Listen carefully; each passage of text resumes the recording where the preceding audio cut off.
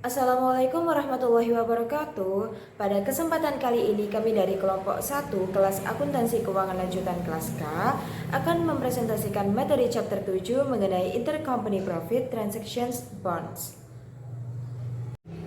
Namun sebelum itu, izinkan saya untuk memperkenalkan anggota dari kelompok kami. Yang pertama ada Rizky Lailatul Qadriyah dengan NPM akhir 045, Husnul Khotimah dengan NPM akhir 080, saya sendiri Nur Latifah dengan NPM akhir 253, Talita Aurel Agatha dengan NPM akhir 289, Hani Gita Amelia dengan NPM akhir 290, dan Rio Aprilianto dengan NPM akhir 311.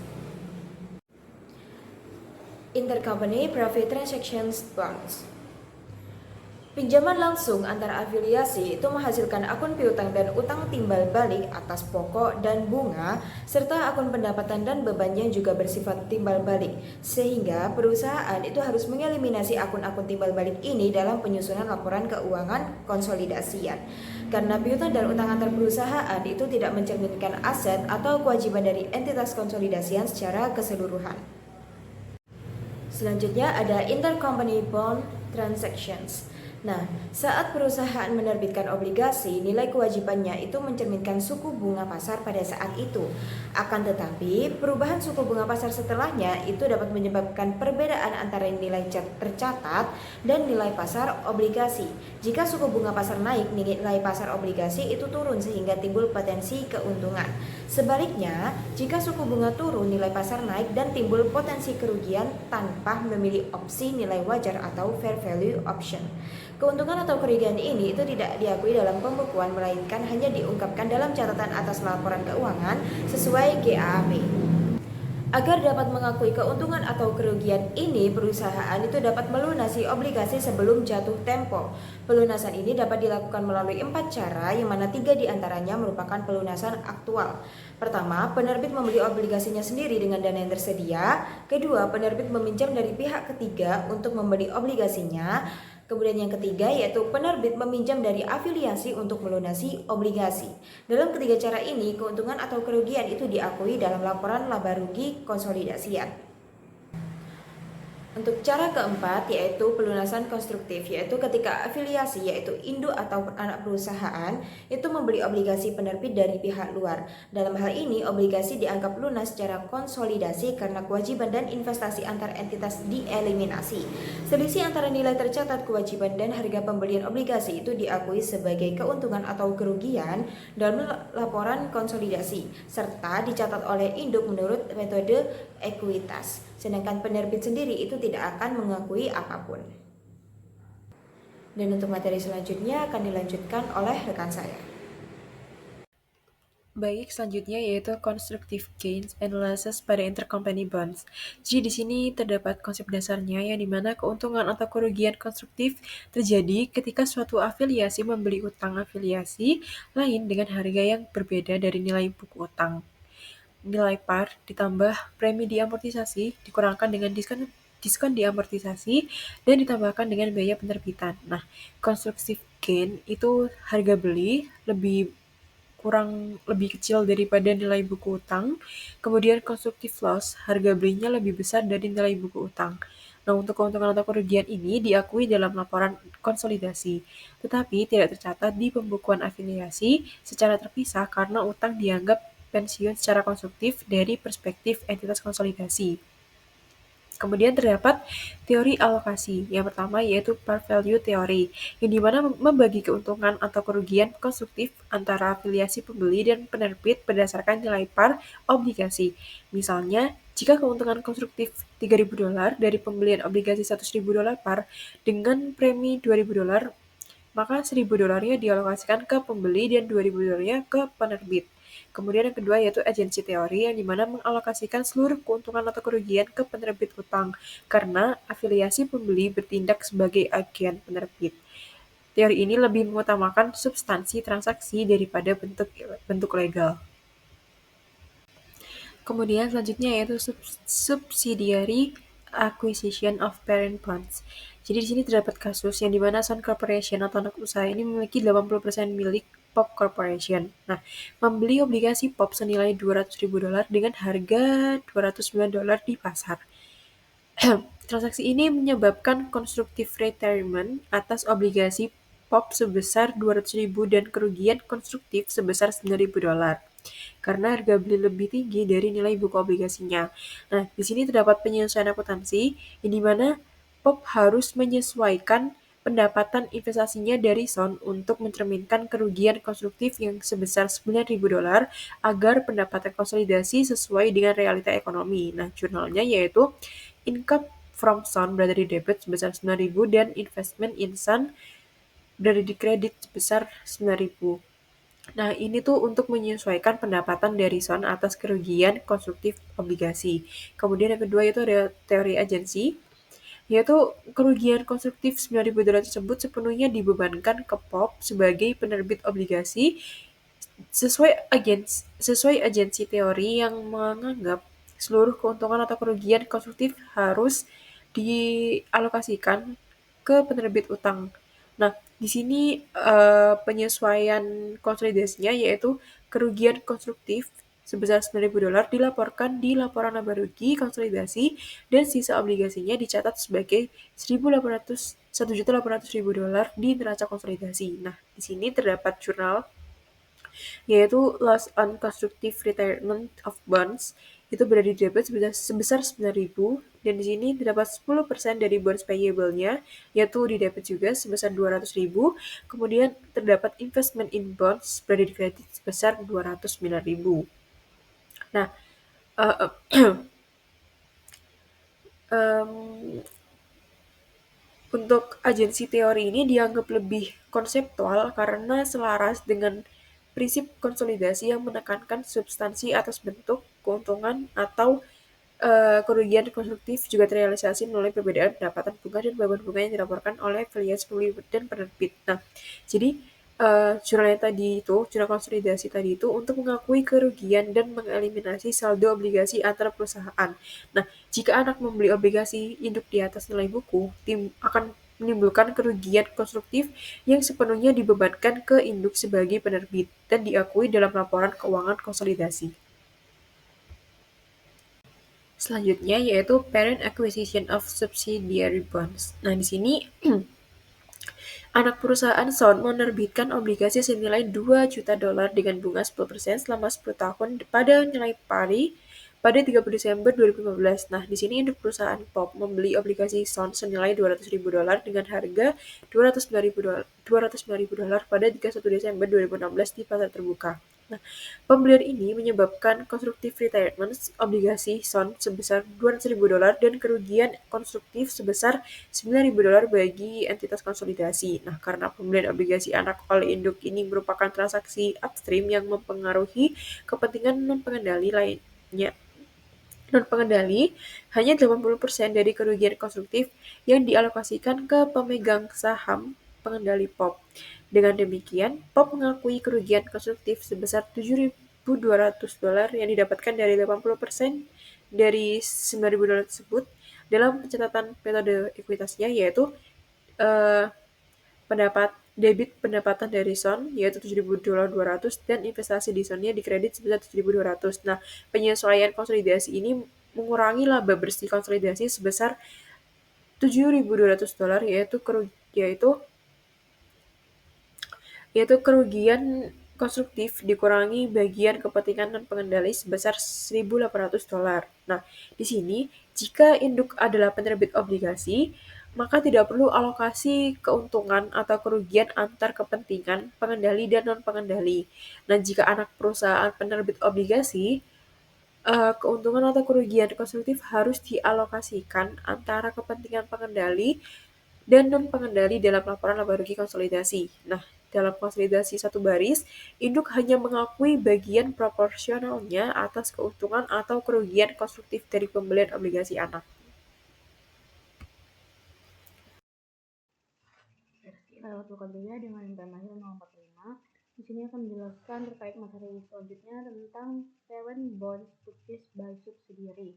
Jadi di bagian ini tuh ada yang namanya constructive retirement. Jadi apa yang dimaksud dengan constructive retirement? Jadi saat sebuah anak perusahaan itu membeli obligasi kepada induknya yaitu parent, Nah, hal itu dianggap sebagai constructive retirement ini, yaitu bisa dibilang sebuah pelunasan semu atau obligasi oleh entitas konsolidasi. Nah, kenapa bisa disebut dengan konstruktif ini? Karena meskipun obligasinya tidak benar-benar dilunasi oleh PAM selaku induk di sini, secara konsolidasi obligasi tersebut tidak lagi dimiliki oleh pihak luar atau pihak ketiga, nah melainkan oleh entitas internal ini sendiri. Nah, selanjutnya bila anak perusahaan ini mencatat pembelian obligasi sebagai investment in bonds, maka tidak ada pencatatan gain ataupun loss oleh entitas induk maupun juga anak dalam laporan individual mereka. Namun, constructive gain atau loss ini itu tetap dihitung dan juga dilaporkan dalam laporan konsolidasi karena hal ini itu menunjukkan keuntungan ataupun juga kerugian ekonomi bagi entitas konsolidasi atau gabungan ini.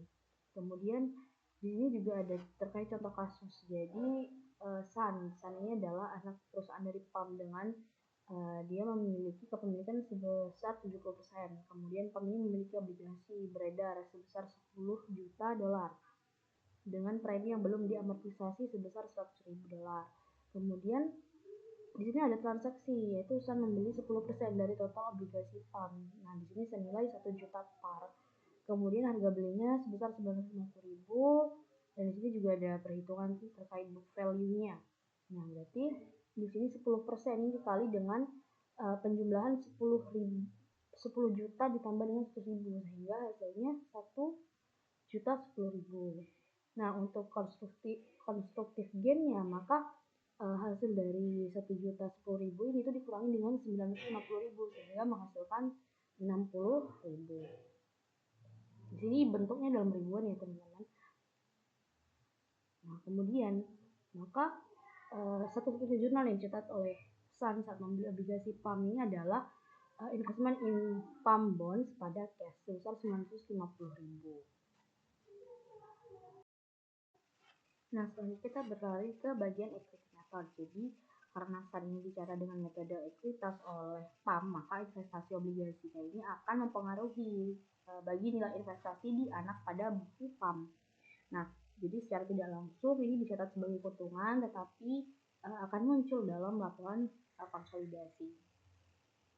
Nah, di sini ada sebuah jurnal eliminasi di konsolidasi, yaitu jika konsolidasi ini dilakukan setelah pembelian obligasi, maka akan dibuat entry eliminasi sebagai berikut, yaitu 10% bonds payable sebesar 1.010 ini pada investment in PAM bonds sebesar 910 dan juga gain on retirement of bonds sebesar 60. Nah, di sini itu menghapus kewajiban obligasi yang secara efektif telah dibeli kembali oleh entitas sebesar 1.010 ini. Kemudian kita juga menghapus investasi di obligasi anak sebesar 950, kemudian juga mengakui gain sebesar 60 dalam laporan laba rugi konsolidasi. Nah, setelah itu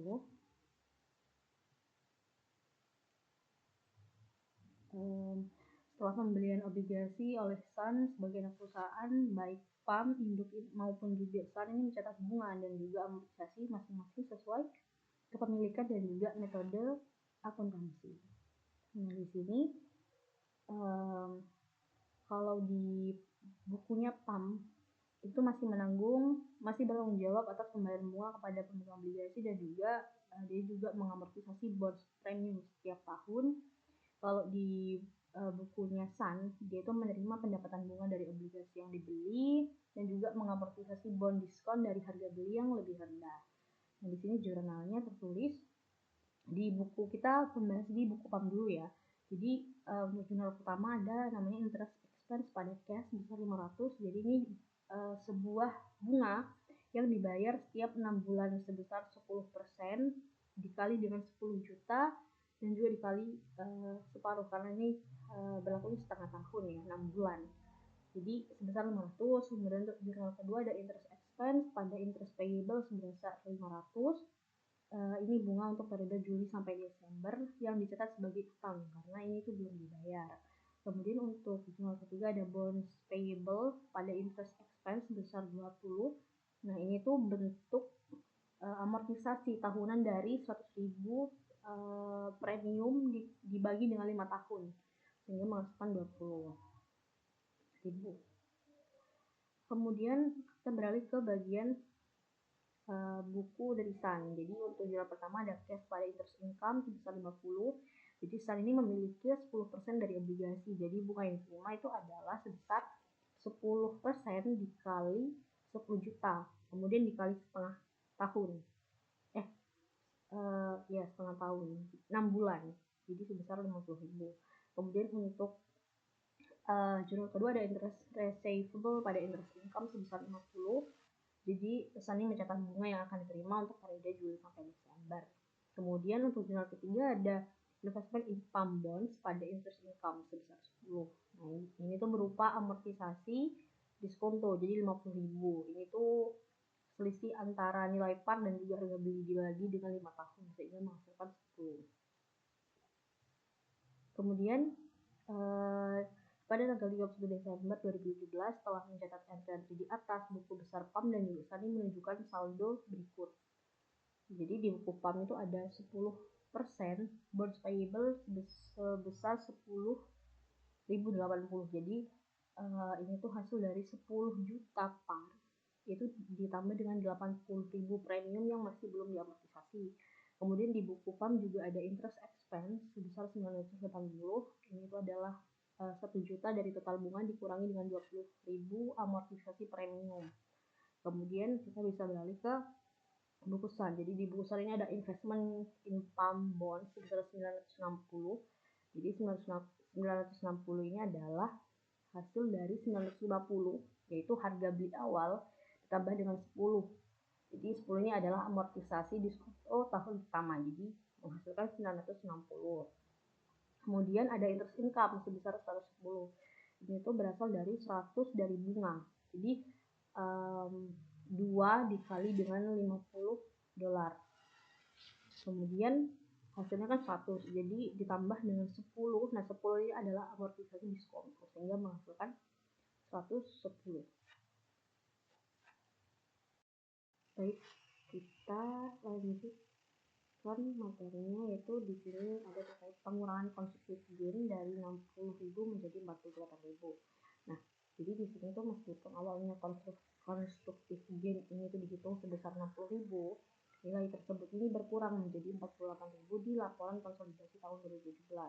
Nah, mengapa demikian? Karena ini itu disebabkan oleh yang pertama, PAM ini mengamortisasi 2.000 premium dari 100.000. Kemudian juga Sun ini mengamortisasi 10.000 diskon dari 50.000 sehingga karena konstruktif gain ini muncul dari selisih antara nilai buku dan juga harga beli obligasi, maka pengurangan premium dan juga diskon itu mengubah angka laba konstruktif di laporan keuangan di tahun itu. Nah, kemudian juga ada realisasi konstruktif gain bertahap, yaitu piecemeal recognition. Jadi gain ini diakui secara bertahap tiap tahun. Nah, kalau kita melihat kan sebelumnya total gainnya sebesar 60.000. Kemudian ada juga umur tahun umurnya itu 5 tahun. Jadi setiap jatah tahunannya itu 12.000 karena ada 5 tahun umur obligasi. Jadi pada tahun 2017 baru 12.000 yang benar-benar direalisasi, sehingga sisanya itu masih tertunda dan akan diakui di tahun-tahun berikutnya. Kemudian kita ada jurnal eliminasi konsolidasi tahun 2017. Di sini ada yang pertama eliminasi terkait obligasi dan juga investasi. Itu jurnalnya 10% bonds payable sebesar 1.008 pada investment income bonds sebesar 960 dan gain on retirement of bonds sebesar 48. Jadi obligasi ini dianggap seolah telah dilunasi. Gain yang tersisa hanya 48.000 setelah dikurangi dengan amortisasi. Kemudian untuk jurnal yang kedua ada eliminasi bunga atau interest. Jadi ada interest income besar 110 pada interest expense dan juga gain on retirement of bonds. Jadi di sini terkait menghapus pendapatan dan juga beban bunga antara afiliasi dan juga sisa 12.000 yang tadi selaku gain ini itu diakui tahun ini dari Ismail konstruktif gainnya. Kemudian di jurnal ketiga ada eliminasi piutang atau utang bunga. Jadi di sini ada interest payable pada interest receivable sebesar 50. Ini itu untuk menghapus hubungan antar afiliasi terkait bunga yang masih harus dibayar ataupun juga diterima. Kemudian ada juga dampak ke laba konsolidasi, yaitu perhitungan income dari SUN. Sini SUN itu melaporkan income sebesar 220.000. Nah, PAM ini memiliki 70% kepemilikan, sehingga kalau dihitung menjadi 154.000. Nah, di sini ada tambahan. Jadi seluruh konstruktif gain yang 60.000 dolar tadi itu dimasukkan, sehingga dikurangi bagian Ismail gain yang sudah diakui tahun ini sebesar 12.000. Jadi kalau kita jumlah semuanya, total income dari SUN yang diakui PAM di tahun 2017, maka 70% dikali dengan 220 kan menghasilkan 154.000. Nah, ini tuh ditambahkan dengan 60.000, yaitu konstruktif gainnya. Kemudian dikurangi dengan 12.000, sehingga menghasilkan 202 di sini. Nah, selanjutnya kita bergeser ke bagian jurnal di buku PAM selaku induk. Jadi di sini ada beberapa jurnal. Yang pertama ada untuk mencatat income dari investasi di SUN. Jadi jurnalnya adalah investment in SUN pada income from SUN sebesar 154. Kemudian di jurnal kedua ada untuk mencatat konstruktif gain seluruhnya, yaitu jurnalnya ada investment in SUN pada income from SUN sebesar 60. Kemudian ada untuk mengurangi income tahun ini karena sebagian gain ini sudah masuk, sehingga jurnalnya adalah income from SUN pada investment in SUN sebesar 12. Di sini juga ada perhitungannya terkait 12 ini berasal dari mana. Oke, untuk materi selanjutnya akan dijelaskan oleh rekan saya.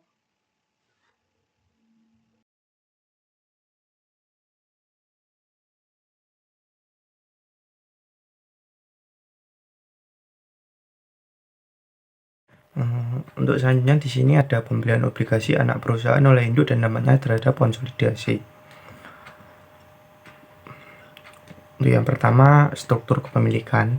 Pop Corporation adalah induk yang memiliki 90% saham biasa Sun Corporation. Investasi awal dilakukan sesuai nilai buku sebesar 9.225.000. Informasi ini penting karena menjadi dasar dalam perhitungan konsolidasi. Untuk yang kedua ada informasi obligasi anak. Sun ini memiliki obligasi dengan nilai nominal 10 juta dolar dan diskonto sebesar 300.000.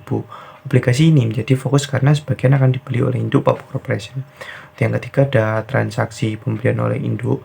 Pop ini membeli setengah dari obligasi anaknya senilai 5.150.000. Karena nilai buku obligasi hanya 4.850.000, maka terjadi kerugian konstruktif sebesar 300.000 dalam entitas konsolidasi. Untuk yang selanjutnya atau yang keempat ada bunga antar perusahaan. Selama 2017 Sun mencatat beban bunga lebih besar dari pendapatan bunga POP atas obligasi tersebut. Selisih ini mencerminkan pengakuan sebagian kerugian konstruktif. Untuk yang kelima ada jurnal POP Corporation. Di bawah ini adalah jurnal yang digunakan POP untuk mencatat investasinya. POP mengakui pendapat dari Sun lalu menyesuaikan kerugian konstruktif serta amortisasi kerugian secara bertahap. Untuk selanjutnya ada saldo akhir investasi POP. Saldo investasi POP per akhir 2017 adalah 10.584.000 yang mencerminkan saldo awal tambah laba bersih setelah penyesuaian dari Sun. Berikutnya ada dampak pada neraca konsolidasi. Dalam laporan konsolidasi, obligasi antara perusahaan dianggap dihentikan. Hanya obligasi yang masih dimiliki pihak luar yang tercatat yaitu sebesar 4.880.000. Untuk dampak ke non-controlling interest atau NCI, kepentingan non-pengendali atau kepentingan non-pengendali dihitung dari laba yang telah disesuaikan, bukan dari laba bersih laporan. Itu menunjukkan nilai NCI sebesar 51.000. Itu yang terakhir, dampak ke laba konsolidasi. Secara keseluruhan, laba entitas induk turun sebesar 216.000 karena transaksi obligasi antar perusahaan. Ini mencerminkan dampak penuh dari eliminasi dan penyesuaian laporan keuangan. Nah, di sini ada contoh kasus dari konsolidasi. latar belakangnya itu pada tahun 1 Januari tahun 5, PT Induk atau Parent menerbitkan obligasi 5 tahun dengan nilai nominal 100.000 dan suku bunganya 10% yang dibayar pada setiap 31 Desember. Harga jualnya itu sama 100%, yakni 100.000. Pada tahun ke-7, 1 Januari, anak perusahaan PT Sup ini membeli obligasi tersebut dari pihak luar sebesar 97.000 yang mana diskonnya 3.000. Nah, obligasi ini masih memiliki sisa waktu 3 tahun hingga 31 Desember 2 tahun 9. Untuk perhitungannya akan dijelaskan pada slide selanjutnya. Tujuan dari dilakukannya konsolidasi itu yang pertama adalah untuk menghilangkan investasi antar perusahaan dalam obligasi. Kemudian keuntungan atau kerugian yang belum terrealisasi dan pendapatan dan beban bunga antar perusahaan. Itu kita ganti atau kita eliminasi. Jadi untuk perhitungannya kupon tahunan tetap itu 10.000 atau 10% dari 100.000. Anak perusahaan ini membeli di angka 37.000 yang mana ada diskonto 3.000. Diskonto amortisasi selama 3 tahun atau dianggap diskon 1.000 per tahun menggunakan metode garis lurus. Sehingga jurnal entry-nya ada 3, yang mana ada entry D, yaitu mengeliminasi obligasi dan investasi.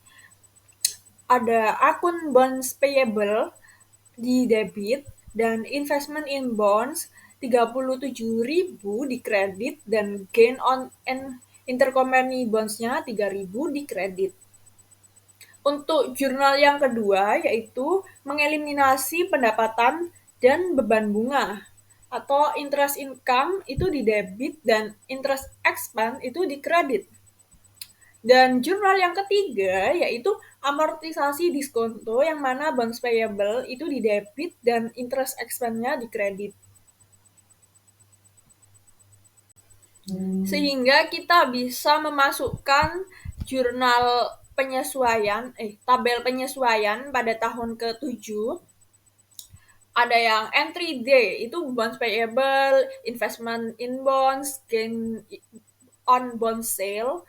Seperti yang dijelaskan tadi, bonds payable itu adalah kita mengeliminasi kewajiban obligasi. Investment in bonds itu kita sebesar 97.000 tadi, itu kita mengeliminasi aset obligasi. Gain on bond sale yang tadi dari diskon 3.000 itu kita mengeliminasi keuntungan yang tidak terrealisasi. Untuk jurnal entry yang I, itu ada interest income sama interest expense kan, sebesar 10.000 atau diskon 10.000 di awal atau 10%. Fungsinya adalah untuk mengeliminasi pendapatan bunga dan eliminasi beban bunga. Untuk yang E, itu ada bonds payable and interest expense, itu satu, atau bisa disebut 1.000, karena dari diskon 3.000 dibagi dengan 3 tahun sisa penjualannya. Fungsinya amortisasi diskonto itu tahun pertama dan penyesuaian beban bunga tahun ya udah sama. Untuk tahun untuk tahun ke-8 kita hanya pakai jurnal entry I sama E. Sama itu 10.000 untuk 10% eliminasi beban bunga. Terus ada 1.000 tadi. Pokoknya 3 kali selama tiap tahun hingga tahun 2009. Ya, sekian dari penjelasan tabel penyesuaiannya. Sekian dari presentasi kami dan penjelasan kami tentang obligasi antar company, antara induk dan anak. Semoga mudah dimengerti. Wassalamualaikum warahmatullahi wabarakatuh.